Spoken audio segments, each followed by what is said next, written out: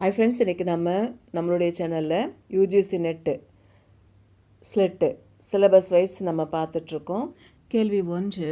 கல்வி என்பது இயற்கையான மனிதனுக்குள்ளே புதைந்து கிடக்கிற தெய்வீகமான பூரணத்தை வெளிக்கொணர்வதாகும் அப்படின்னு சொன்னது யார் அப்படின்னு பார்க்கும் பொழுது விவேகானந்தர் தான் சொல்கிறாரு. அவர் ஆன்மீகவாதி இல்லையா, அதனால் ஆன்மீக தெய்வீகமான புராணத்தை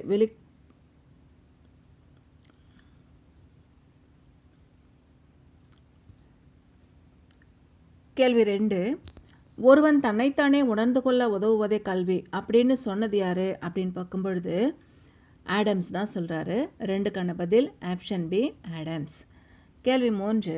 கல்வி பிரச்சனைக்கு சமூகவியலின் அடிப்படையில் விளக்கம் தரும் இயல் எது அப்படின்னு பார்க்கும் பொழுது கல்வி சமூகவியல் தான். 3க்கான பதில் ஆப்ஷன் சி, கல்வி சமூகவியல்.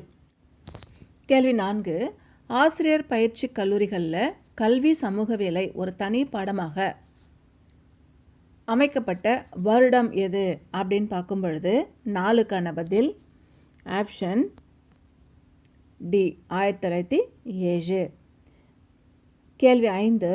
குறிப்பிட்ட சமுதாயம் அல்லது தொகுதி மக்களுடைய பெரும்பாலானவர்களுடைய வாழ்கின்ற முறையில் ஏற்படுகின்ற மாற்றம் என்ன அப்படின்னு பார்க்கும் பொழுது 5க்கான பதில் ஆப்ஷன் பி, சமூக மாற்றம்.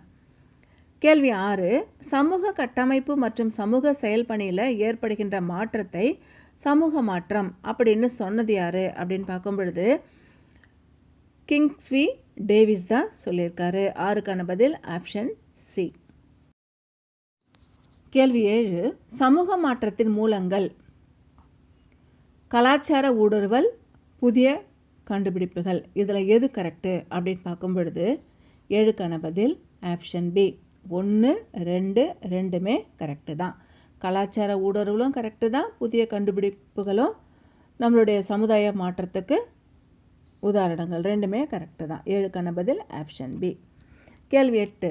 தாராளமயமாதல் கொள்கை டேஷ் அவர் பிரதமராக இருந்த காலத்தில் ஏற்பட்டது. யாருடைய காலத்தில் தாராளமயமாதல் கொள்கை வந்தது அப்படின்னு பார்க்கும் பொழுது பி.வி. நரசிம்மராவ் காலத்தில் தான் வருது.